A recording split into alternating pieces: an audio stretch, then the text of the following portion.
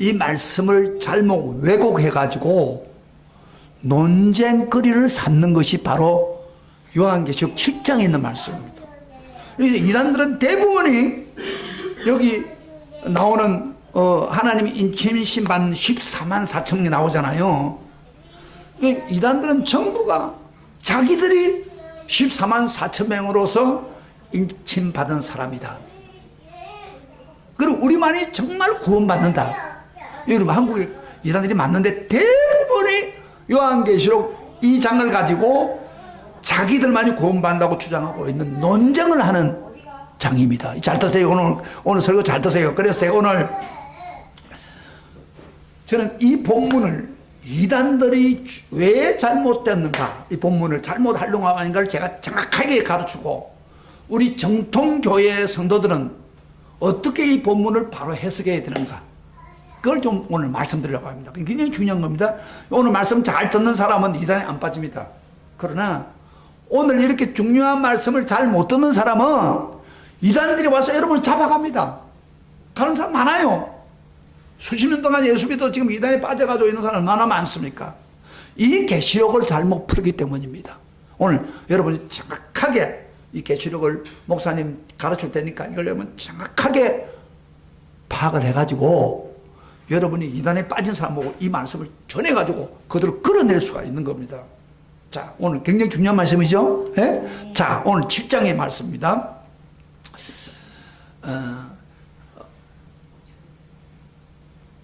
자, 제가 저번 주일날 5번째 인을 떼는 거하고 6번째 인을 떼는 걸 이야기했는데, 5번째는 뭐예요? 순교자의 호소 했죠. 그 다음에 6번째 인은 우주적인 대혼란을 갖는다 그랬습니다. 그래서 해가 검어지고 달이 핏빛으로 변하고 지진이 나서 산과 섬이 옮겨지고 하늘이 두루마리처럼 말린다고 했죠.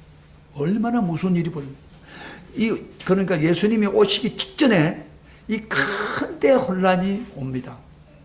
그런데요, 우주적인 재난이 오는데 이걸 보고 믿지 않은 사람들이 어떻게 했어요?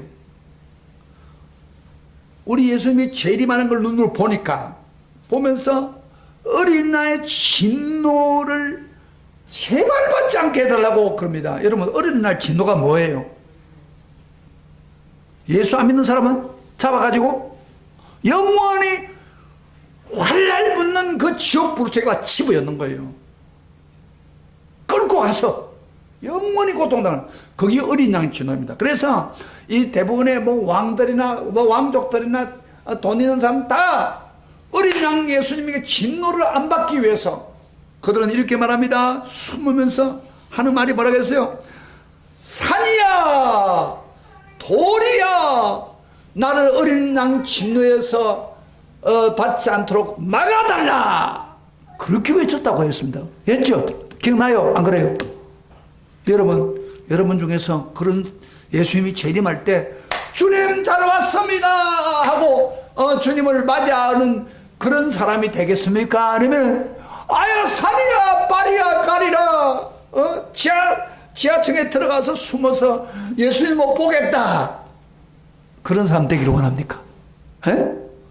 어떤 사람 되기를 원해요? 다른 쳐다보십시오. 저만 쳐다봐요. 집사람한테 다 맡기면 되니까. 자, 그러면서 이 큰 진노의 날이 이른다고 해놓고서 17절 봅시다. 6장 17절에 마지막 이 말을 딱 하고 던집니다. 잘 봐요. 17절 시작. 6장 17절입니다. 시작. 그들의 진노의 큰 날에 이르렀으니, 그 다음에 누가 능히 서리요. 이런 재난이 오는데, 큰 재난이면 누가 이 재난을 이길 수 있겠느냐 말이야. 거기 감당할 사람 누가 있겠냐, 그런 이야기예요. 지금 질문을 던집니다. 그런데 보세요, 질문을 딱 던지면서 7장이 이어지는 거예요. 그 말은 무슨 말입니까? 누가 이 환난을 감당할 수 있겠느냐 하면서 그 해답을 7장에서 주는데, 여러분 지금 6채 인을 뗐지만은 7채 인은 안 뗐습니다, 아직. 그럼 우리가 생각해 볼 땐 6채 인이 이렇게 무서우니까 7채 인은 더 무섭지 않겠습니까? 예? 그 중간에다가 7장을 둔 거예요. 8장에 가면 7채 인을 띄는데 그 중간에다가 7장을 두면서 이 그 큰 진노의 날이 올 때 우리 성도들은 이 무서운 재난을 하나님이 어떻게 보호해 주지 않겠느냐. 이렇게 보호해 준다고 삽입을 해가지고였습니다. 그래서 피할 길을 주고 보호해 줄 것을 보여주고 있는 겁니다. 7장은 굉장히 중요한 거예요. 예? 아무리 큰 환란이 와도 우리 성도들은 보호받는다. 그래서 오늘 이 설교를 잘 들으면 우리가 마지막 때 아무리 큰 재난이 와도 십자가의 말씀이 여러분 마음속에 꽉 있으면 어떤 환란이 와도 우리 이겨나갑니다. 할렐루야. 아멘. 여러분 요한계시를 잘못 보면 무서운 것만 보인단 말이에요. 근데 그것만 보면 안 돼요. 우리 성도들을 위해서 하나님이 안전한 것을 만들어 놨다는 겁니다. 우리 성도들을 보호할 길을 딱 마련해 놓고 있는 거예요. 할렐루야. 그걸 볼 줄 알아야 돼. 이 7장입니다. 자, 그래서 어떻게 성도들을 피할 길을 주는가를 한번 봅시다. 1절부터 3절까지 한번 봅시다. 방법으로 우선 보시고 어떻게 하나님 보호하고 성도들을 인도하는가 봅시다. 시작. 이 일 후에 내가 내 천사가 땅 내 모퉁이에 선 것을 보니 땅의 사방의 바람을 붙잡아 바람으로 하여금 땅이나 바다에나 각종 나무에 불지 못하게 하더라. 같이 소리를 읽으세요.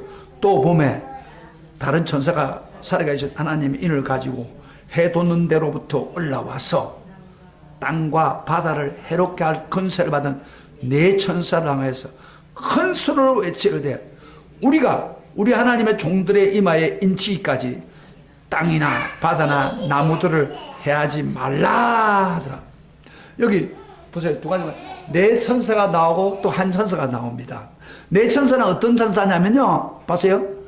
사방 기퉁이를 붙잡고 있습니다. 이게 그 바람이 불면, 바람이라는 게 재난이죠. 재난을 바람을 불지 못하도록 할 수도 있고 바람 불 수 있게 할 수도 있고. 그래서 동서남북 딱 네 천사가 딱 붙들고 있는데 지금 현재는 붙들고 있는 거예요. 근데 저를 보세요. 이 천사가 붙들고 있던 손을 놔버리고 바람을 불게 만들면 큰 난리가 납니다. 지금 그 이야기를 지금 하고 있는 거예요. 지금 네 천사. 그런데 한 천사가 도망에서 올라온 한 천사가 소리를 지르는데 그 내용이 뭐예요?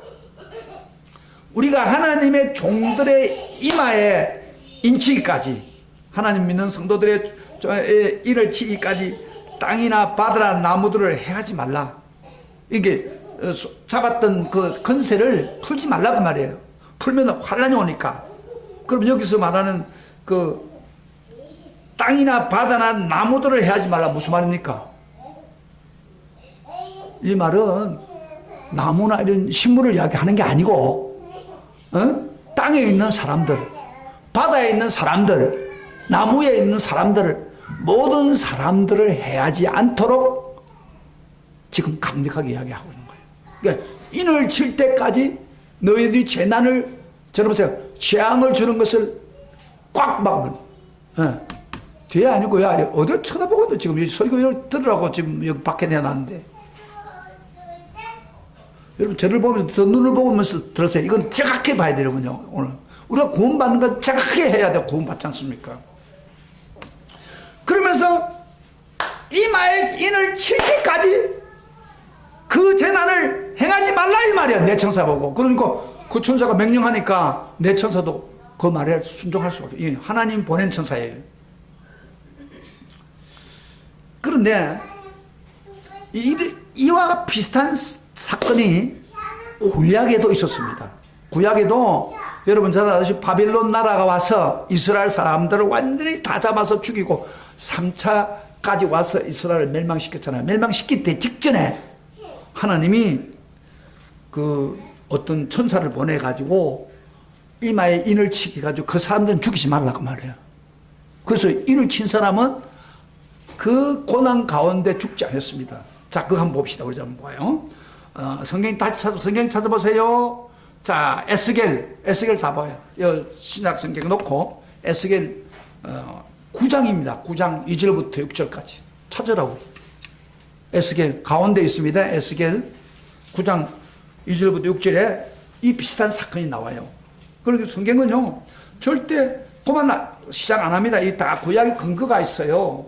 자, 한번 봅시다. 다 같이 9장 2절부터 6절까지 여러분 직접 보세요. 시작. 같이 읽었습니다. 시작. 내가 보니, 그 다음에 6사람이 북한한 윗문 길가로부터 오는데 아직 안 찾았어요. 에스겔 9장. 각 사람의 손에 죽이는 무기가 있었어요.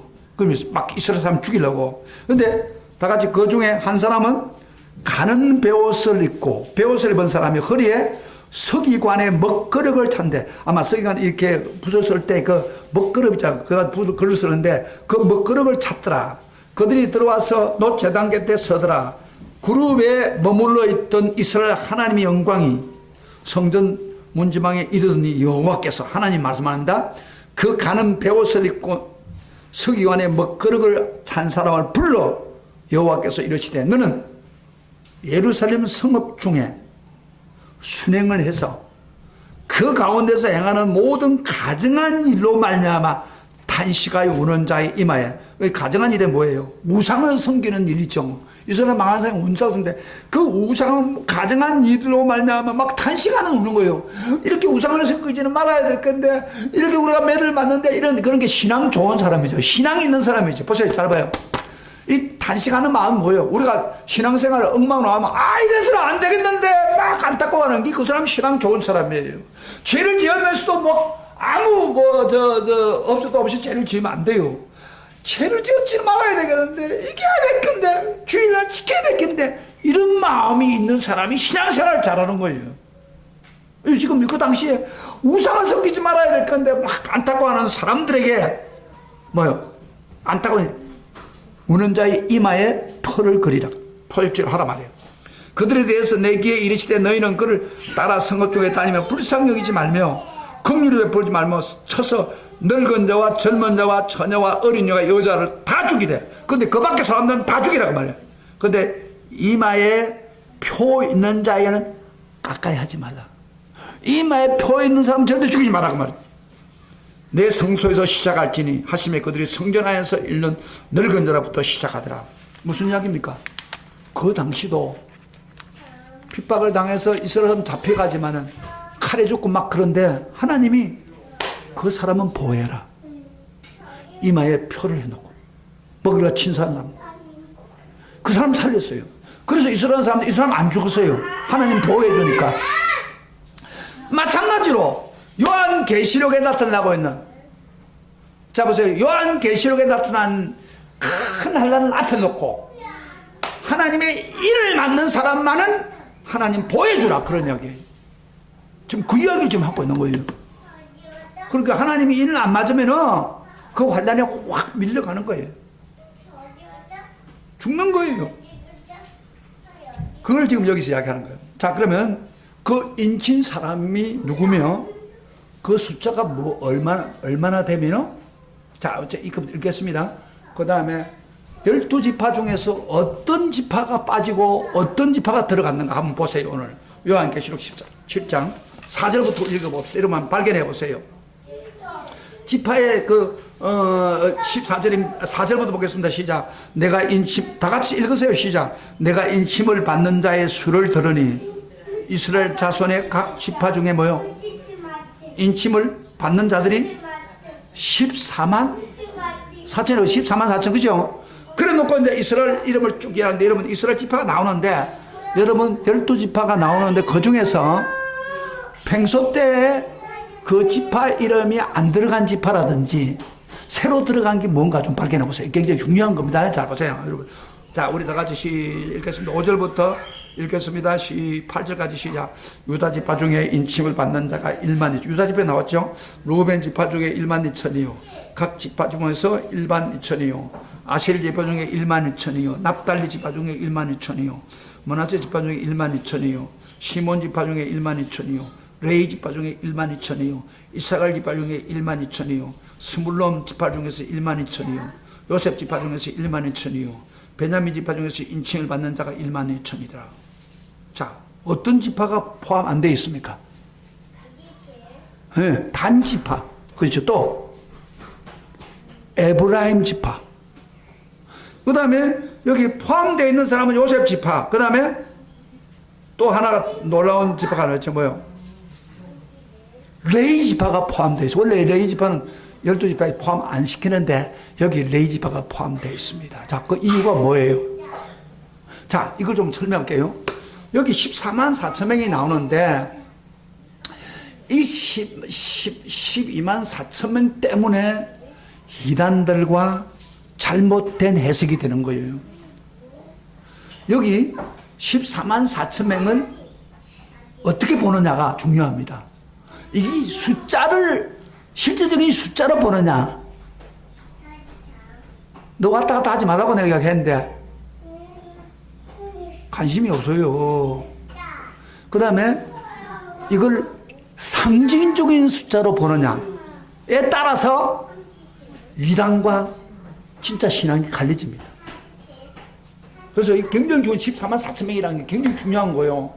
그러면 14만 4천 명을 여기에 상징적으로 보느냐 아니면 숫자 그대로 보느냐, 이게 지금 이단들과 일반 정통교리의 문제점을 여기서 부딪히는 거예요. 따라서 14만 4천 명. 그래서 어떤 사람들은 이거는 유다지파 그 14만 4천 명이다. 똑같다. 우리가 예를 들어서 유대인들이 나중에 돌아오면은 결국에는 유대인을 구원하는 숫자다. 그렇게 말을 하는 사람이 있어요. 세대주의라고 하는 사람들이. 그런데 그런 생각이 있고, 아니다. 이건 전부 상징적인 숫자다. 요한계시록은 상징적인 숫자가 많아요. 예를 들면 뭐 7이라면 완전 숫자 아니에요. 그렇죠? 그런 상징적인 숫자예요. 그러면 14만 4천도 상징적인 숫자다. 그렇게 주장하고 있는 견해를 가지고 있는 많은 성경학자들이 있습니다. 그래서 우리는 어떤 견해를 쫓냐면 상징적인 숫자를 봐야 됩니다. 자, 그 이유를 제가 설명할게요. 왜 상징적인 숫자를 봐야 되느냐면은 원래 유대인들이 12지파가 있었는데 구약에 나라가 망하면서 유대지파나 이스라엘 지파가 완전히 그 이방인과 뒤섞입니다. 여러분 잘 아다시피 북방 이스라엘이 사마리아 성이 언제 무너집니까? 아수르 나라에 무너지면서 그 사람들이 다 잡혀가고 그 이방인들이 들어와가지고 잡종이 돼버린 거예요. 그래서 이스라엘 사람들이 예수님 당시에 손가락질 받는 이유가 그런 데 있는 거예요. 그래서 순수한 12지파의 그 순수함을 유지를 못했어요. 그런데다가 유다지파도 바벨론 잡혀갔죠. 그러면서 그들도 그곳에 살면서 다른 사람과 개론하고 이방 사람과 개론하고, 그래서 순수를 못 지켰어요. 12지파가. 그리고 예수님 당시만 해도 진짜 예수님 돼서 자기는 무신파다 그렇게 말을 잘 안 해요.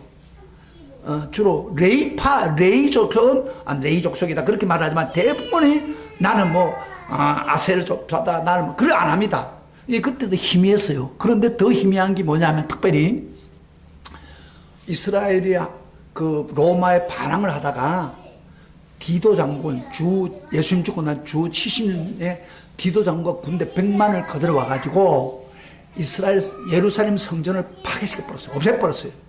그래가지고 이스라엘 사람 다 잡아가고 죽이고, 그래가지고 그때 이후에 역사에 보면은 이스라엘이 싹 없어져버렸어요. 나라가 없어져버렸어요. 아예.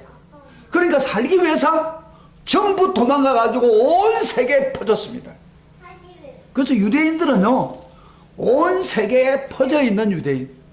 그러면서 이방 사람과 결혼하고 다 그러다 보니까 유대인 자신들이 그 내가 어떤 지파에 속했다. 그 순순히 없어져 버린 거예요. 완전히. 그런데 자기가 어떤 지파에 속한 것도 잘 모르는 사람들은 어떻게 여기에 각 지파를 이야기해 놓고, 그 지파를 해놓고 여기에 12,000명씩 하나님이 인을 친다고 할 수 있는 거예요. 자기가 어떤 지파인지 모르는데, 그 정도로 됐습니다. 그래서 유대인 지파라고 하지 않습니다. 그리고 또 한 가지, 아까 이야기한 것처럼 거기에 어떤 지파가 들어가요? 어떤 지파가 들어가 있어? 너 저 자꾸 이렇게 할래? 설교 들을 때 왜 왔다 갔다 해요? 설교에 집중 교하면서 뭘 설교를. 그렇게 믿으면 안 된다니까, 그러네? 왜 짜증을 이렇게 만드나, 사람이? 내가 너 영혼을 생각하니까 이렇게 이야기하는 거지. 영혼 생각 안 하면 내가 너한테 뭐 때문에 그러겠어? 아니, 이게 사람을 화를 나게 만드는 거야, 지금. 설교를 들어야 은혜를 받고 변화온다, 이 말이야. 다른 사람들이 피해를 받고 있는 거야, 지금 내가. 한 사람에서 이렇게 하면은. 난 그게 짜증나는 거예요. 그 사람 자기 때문에 예배가 엉망이 된다는 거 알아야 돼. 늦게 들어온다든지 그러면 안 된단 말이에요, 그게. 자, 지금 설명하고 있는 지금 분위기가 확 들어. 지금 내가 설명한 대로 다 들으면 여러분 깨닫단 말이에요. 그런데 여기에 안 들어간 지파가 있다고 했죠. 왜 기록하면 12지파 중에서 다 들어가야 되는데 왜 단 지파가 안 들어갔습니까? 왜 에브라임 지파가 안 들어갔습니까? 여러분, 단 지파는요, 완전히 다른 데로 우상을 만들어 놓고 우상을 따라간 지파입니다. 여러분 성경 읽어보면 우상을 너무너무 좋아해서. 에브라임 지파도 마찬가지예요. 그러니까 우상을 따르고 하나님께 범죄해가지고 이스라엘을 망하게 하는 지파 중에 하나입니다. 두 지파가. 그런데 하나님은 이 사람들 구원에 빼버린 거예요. 그래서 여기에 이름을 안 붙인 거예요. 여기 잘 들으세요. 여기 오늘 이런 건 아무나 들을 수 없어요. 여기 없어요. 그 다음에 여기에 레위 지파를 참여시켰습니다. 원래 레위 지파는 지파로 이렇게 인정 안 해요. 하나님이 썼는데 레위 지파라는 게 있어요. 그러면 이게 무슨 말입니까?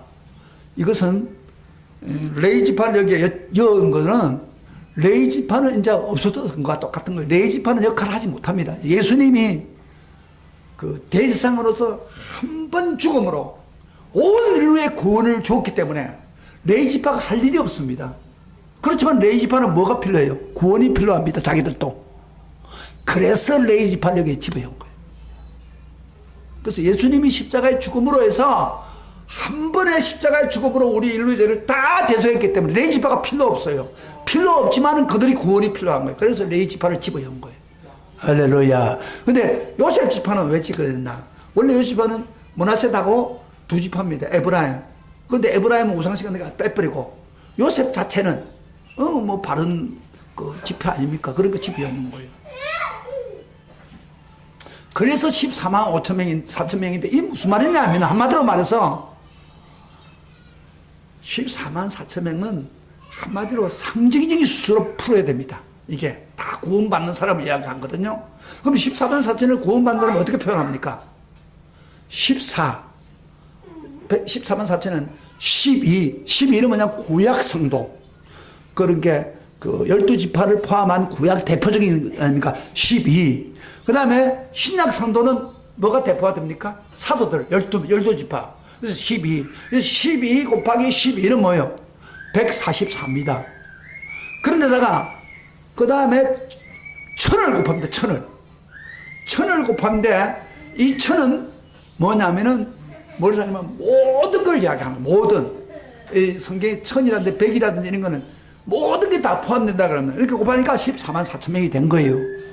그러니까 이것은 뭘 이야기하냐면 잘 보여요. 한마디로 말해서 이 세상에 구원받는 모든 사람들이 구약이든 신약이든 그 다음에 신약 이후의 사람들이라도 구원받는 모든 사람들을 지칭한 말이 바로 14만 4천 명이에요. 할렐루야. 유대인의 숫자가 이야기한 게 아니다 이 말 성경에. 그러니까 모든 사람 신약이나 구약이나 하나님 믿고 섬기는 성도 다 포함되어 있는 숫자입니다. 이게 모두 그걸 결정적으로 설명한 게 9절 보세요. 9절 우리가 7장 9절 보세요. 여러분 제 이야기를 들어야 여러분 성경을 정확하게 알 수 있는 거예요. 9절에 보면 더 정확하게 나옵니다. 9절 한번 다 같이 시작.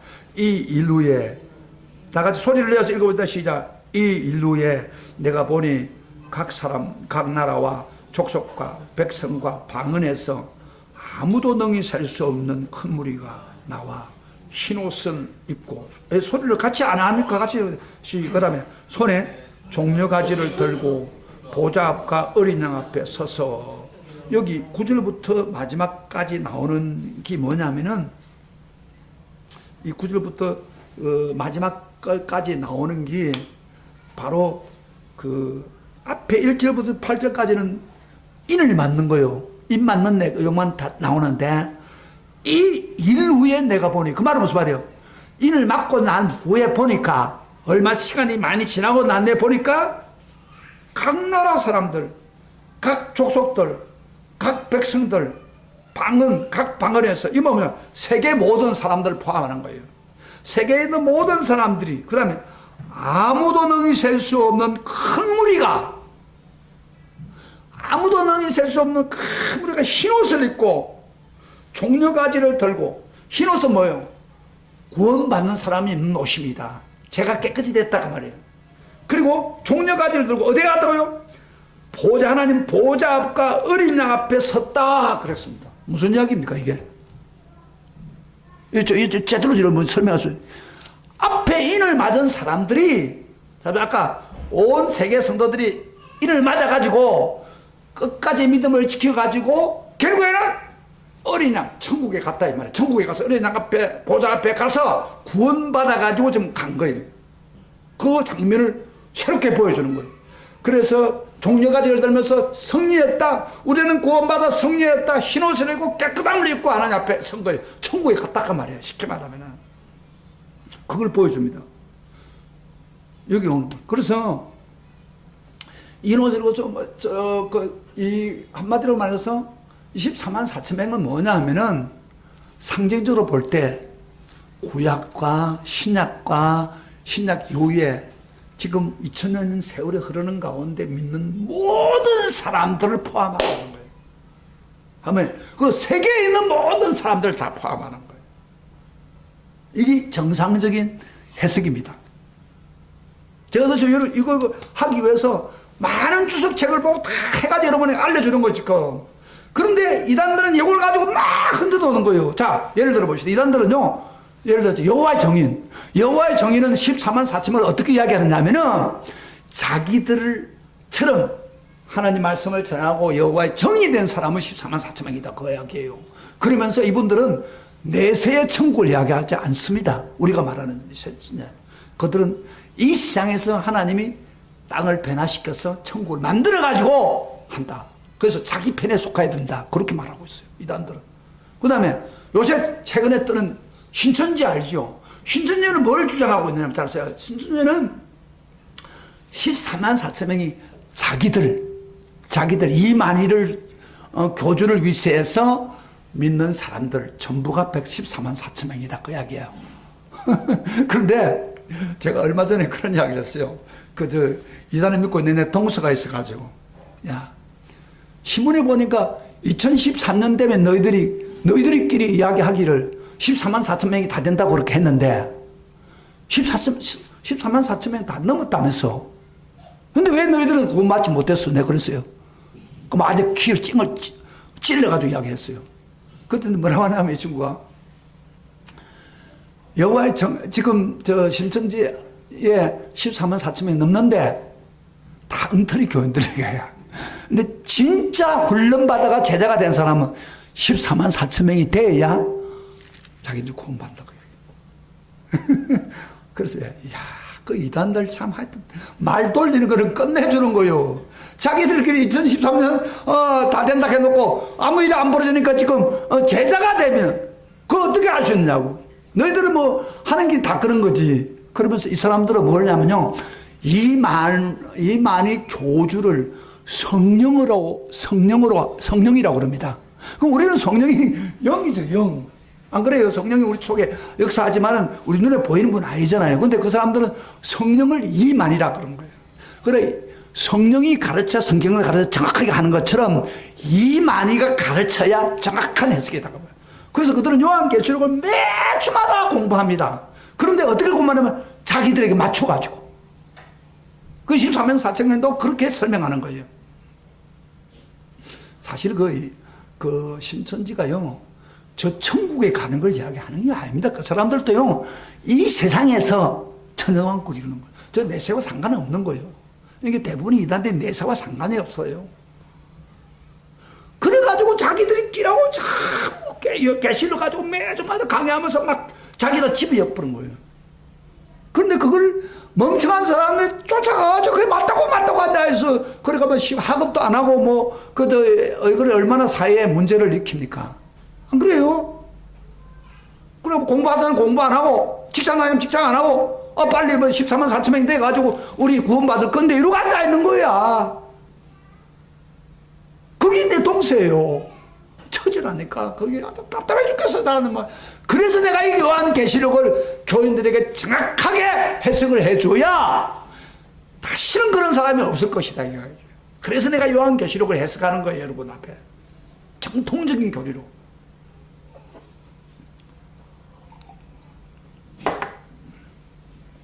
그런데 이런 설교를 듣는 둥 맞는 둥 왔다 갔다 하면 목사 기분이 좋겠어요 안 좋겠어요? 이렇게 연구해가지고 가르치는데 그 사람들이 뭐라고 하든 자기들이 맞냐고 이건 틀리다고 딱 정확하게 여러분 제 설교 들은 거 가지고 설명해 주세요. 그 다음에 이제 그러면서 그들이 인을 맞았는데 14만 4천명이 인을 맞았는데 여러분 성령의 인을 만다는 것은 무슨 일이냐 하면 인을 만다는 말 무슨 말이에요? 인을 친다 그럴 때 예를 들어서 우리가 그 인을 맞는다. 이 도장, 인감 도장 같아요. 그럼 인이 뭐 필래요? 이것은 내 소유다 그 말이에요. 여러분 우리 집을 샀다고 합시다. 샀는데 인감 도장을 찍었으면 이거 내 게다 그러면. 그리고 내 소유일 뿐 아니라 동시에 나를 보호하고 보증을 해주는 역할을 합니다. 그 인이.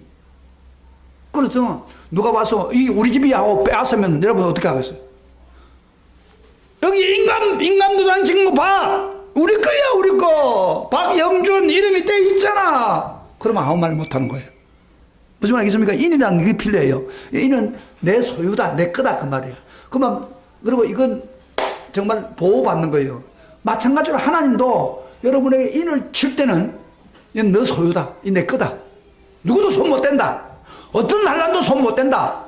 그 이야기를 하려고 인을 친 거예요. 할렐루야. 그러니까 앞으로 더 큰 환란이 와도 내가 반드시 책임지고 이 사람들 내가 구원하겠다 그런 이야기예요. 그래서 입 맞는 게 굉장히 중요합니다. 입 맞는 거. 그래서 제가 강조하는 게 그거예요. 여러분 우리가 그저 교회에 와서 예배만 드린다고 해서 구원받는 것도 아니에요. 지식적으로 조금 성경 알았다고 해서 구원받는 게 아니에요. 헌금 좀 드렸다고 해서 구원받는 게 아니에요. 인을 받는 게 아니에요. 인을 맞으려면 뭐예요? 성령을 받아야 돼요. 성령을 받고 성령으로 거듭나야 돼. 그래야 인이 쳐지는 거예요. 이게 성령의 인을 만나는 그런 뜻입니다. 그러니까 이 인을 친다 그 말은 성령으로 인처럼 만난 것입니다. 성경 한번 찾아보시다. 제가 이거 그저 뭐 인을 찬다는 게 머리다 뭐 여기 좀 이마에다가 뭐 붉은 거를 꽉 도장을 치는 것도 아니에요. 또 어떤 사람들 이게 베리칩이다. 베리칩이 뭐야 가지고 인터넷을 통해서 뭐 어떻게 하냐 이런 식으로 하는데 그건 잘못이에요. 여기 인친다는 것은 성령으로 인친다는 것을 성경은 분명히 이야기하고 있습니다. 성경 한번 찾아볼 거다. 우리 성경을 한번 분명히 여러분 성경적으로 봐야 돼요. 모든 일이. 자, 성경 한번 찾아봅시다. 인치는 게 어떤 건가?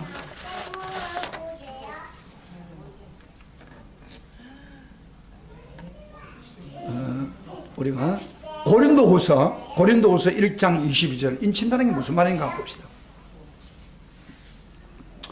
고린도후서 1장 12절 다 찾으세요. 전부 다 확인해 보세요. 여러분 표시를 해 놓으세요. 베리칩을 하는 것도 아니고 뭐 붉은 도장을 치고 어떻게 뭐 좀 다르다고 그렇게 한 게 아니라는 거예요. 이거 분명하게 1장 22절 다 같이 시작. 그가 또한 우리에게 인치시고 그 다음에 인치다고 했죠. 보정으로 우리 마음에 성령을 주셨다. 그렇죠. 보정으로. 그러니까 성령의 인침을 이야기합니다. 그 다음에 조금 더 명확한 성경 중 하나가 있어요. 에베소서 1장 13절부터 14절 봅시다. 고린도후서 다음 조금 넘어가면 에베소서 있습니다. 여기 구원에 대한 이야기를 하면서 이야기를 했습니다. 구원에 대한 이야기를 하다가 마지막에 이렇게 말합니다. 13절부터 14절 다 같이 시작. 그 안에서 찾았습니까? 안 찾았으면 같이 읽는 게 좋아요.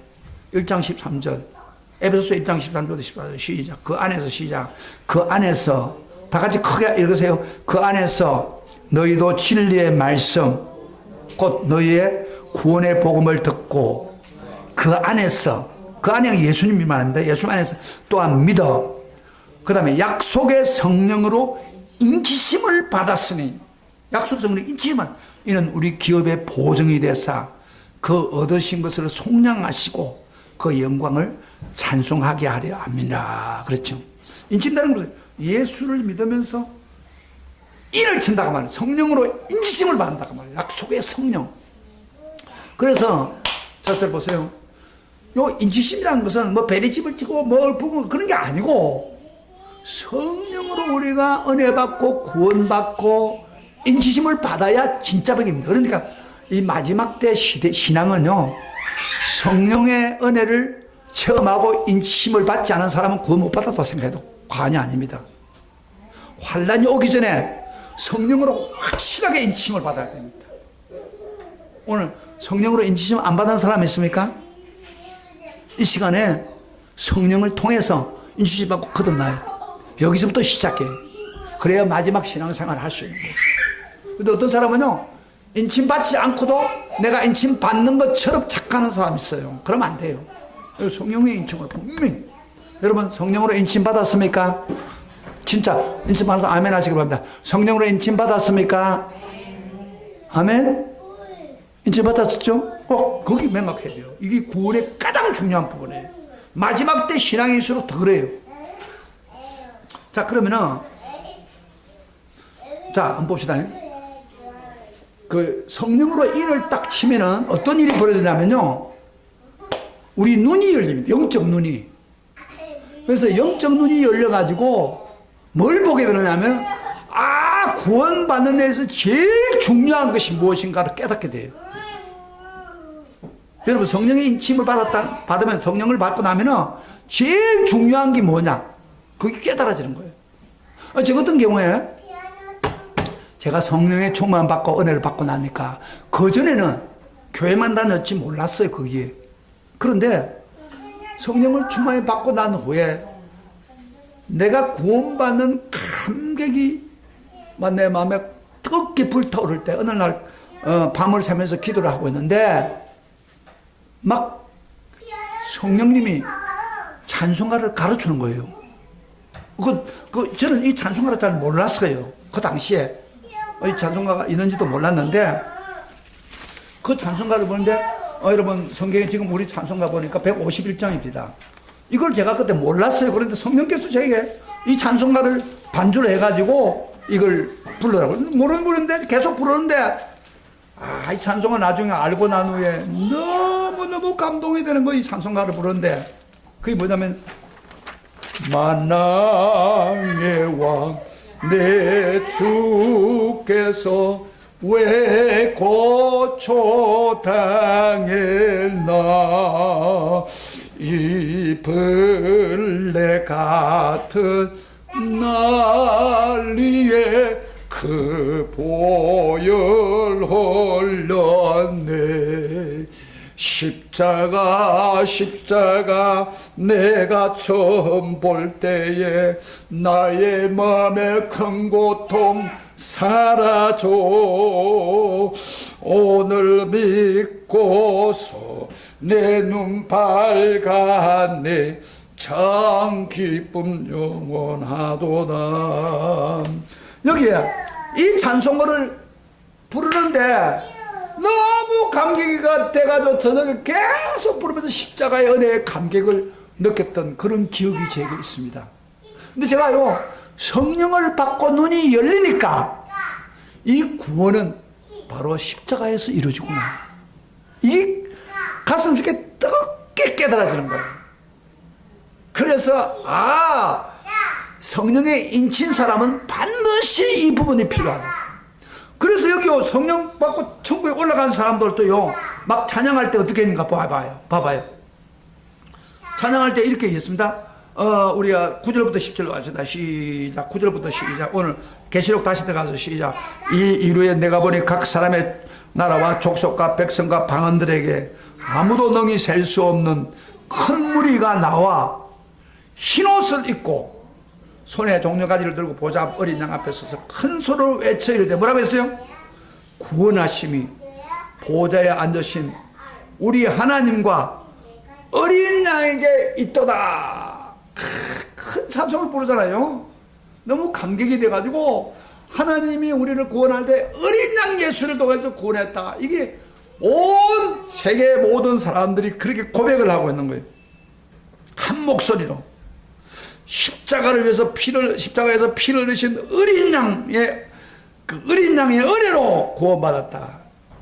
이게 성령의 눈이 열리면 이 바꿔지는 거예요. 그래서 구원은 예수 그리스도 성령을 충만히 받아야 이 십자가의 감격이 느껴지는 거예요. 그게 구원이에요. 그래서 눈이 안 열린 사람은 저는 예수님이 십자가에 죽은 게 우리가 무슨 상관이냐? 그게 깨달아지지 않아요. 믿어지지 않아요. 그런데 믿어지면은 성령이 인친 사람입니다. 믿습니까? 아멘. 성령에 인친 사람은 십자가를 벗어날 수 없어요. 십자가를 통해서 구원받았다. 이게 막 하게 되는 거예요. 저는요, 3절의 그 구절 때문에 제가 그 목회자가 되었습니다. 늘 울어도 그 큰 은혜 다 갚을 수 없어. 십자가의 은혜를. 내 주님께 몸 바쳐서 주의 일 힘쓰리.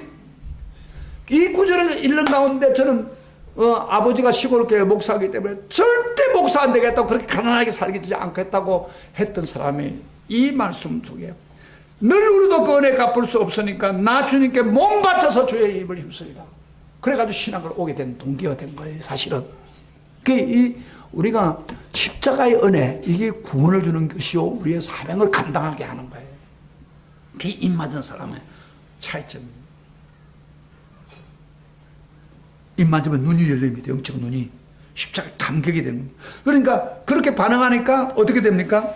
11절부터 12절에 그 천사나 24장로가 생물들이 다 같이 반응하며 엎드려 그 이야기를 그 세계 사람들 구원받는 사람이 반응하니까 그들이 반응을 하는데 11절부터 12절 다 같이 봅시다. 시작. 모든 천사가 보좌와 장로들과 내 생물의 주위에 서 있다가 보좌 앞에 엎드려 얼굴을 대고 하나님께 경배하여 이르되 아멘. 찬송과 영광과 지혜와 감사와 존귀와 권능과 힘이 우리 하나님께 세세도록 있을지어다.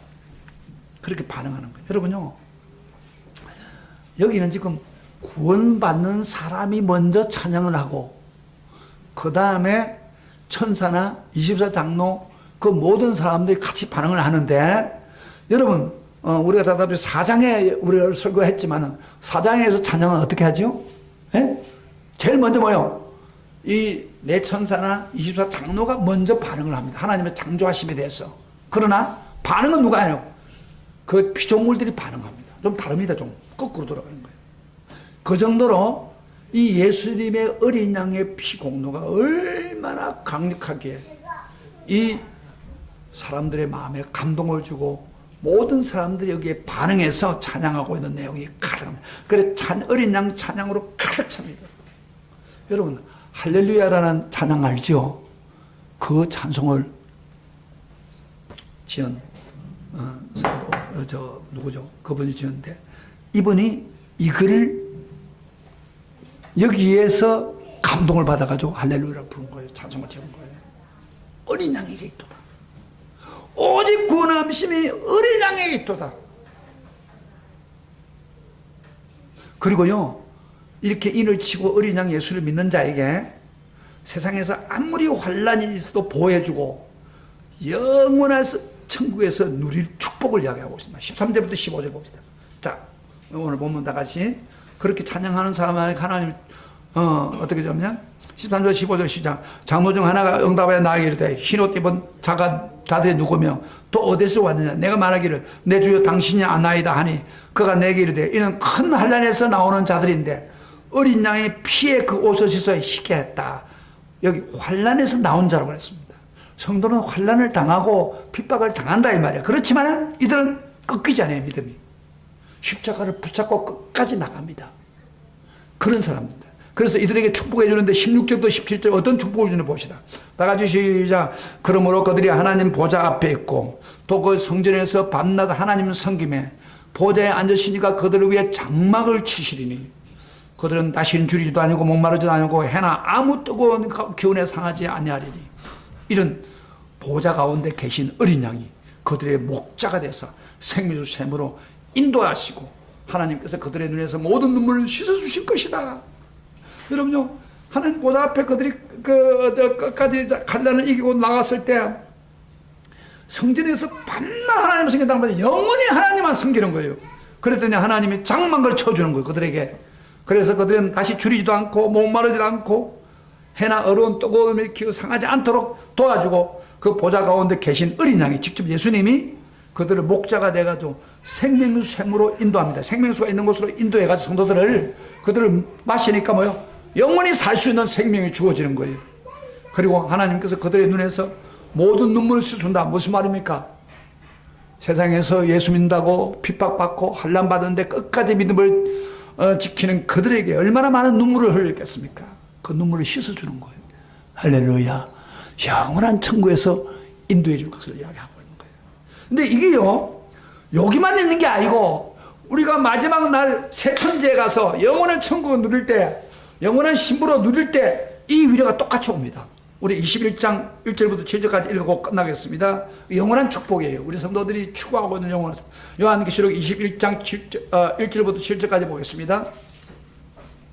이런 관심도 없군요. 보니까 이게 얼마나 중요한, 우리가 성도들이 영원히 추구해야 될 영원한 복 아닙니까? 이거 지금 꼭 같이 연결됩니다. 21장 1절부터 7절까지 보겠습니다. 다 같이 시작. 또 내가 새 하늘과 새 땅을 보니 처음 하늘과 처음 땅이 없어지고 이 지구가 없어진다는 거예요. 바다도 다시 있지 않더라.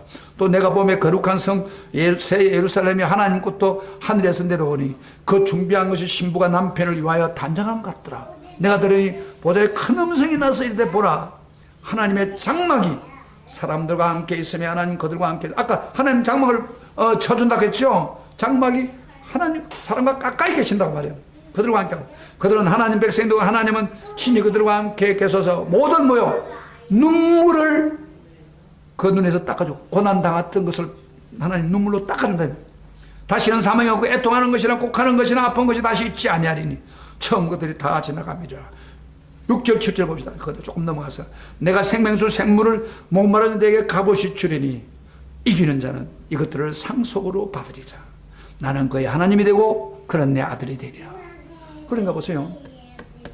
지금 7장에 있는 그 하나님과 더불어 하는 그것이 바로 어디요? 21장에 있는 내용과 똑같은 거예요. 생명수 샘물. 신천신지. 여러분, 우리 성도들이 가장 중요히 여기는 축복이 뭡니까? 그래서 직장 잘 다니고 거기에보다도 영원히 천국 가서 영혼과 더불어 주님과 더불어 사는 거 아닙니까? 할렐루야. 이거만큼 그걸 큰 주면 그 축복을 주겠다는 거예요. 입맞은 자에게. 그리고 십자가를 붙들고 있는 사람한테. 그래서 여기 7장의 내용은 엄청 귀중한 겁니다. 하나님이 아무리 큰 환난이 와도 내가 너를 인을 쳐서 지켜주고 환난을 당해도 넘어지지 않도록 십자가를 통해서 구원의 길을 주겠다고 약속하고 있습니다. 여러분, 이것만큼 귀중한 말씀이 어디 있겠습니까? 이런 축복이 여러분의 축복이 되기를 주의 이름으로 축복합니다. 그게 여러분 아무 상관이 없는 거예요? 그 사람 신자가 아닙니다. 아무리 교회 다녀도 그 사람 진짜 이 말씀 들으면 아멘이 나와야 돼. 오늘 이 놀라운 축복, 여러분의 축복이 되기를 축복합니다. 왜 아멘 안 해요? 이 축복이, 영원한 축복이 여러분의 축복이 되기를 축복합니다. 그러기 위해서는 제일 중요한 게 뭐예요? 입 맞아야 돼. 성령에 입 맞아야 돼. 그리고 십자가를 붙들어야 돼. 이것밖에 다른 게 없습니다. 이것을 말씀합니다. 그런 축복이 여러분의 있기를 주의 이름으로 축원합니다. 축원합니다. 우리 다 같이 일어나셔서 찬양 하나 부르고 오늘 말씀을 생각하면서 찬양 하나 부릅시다.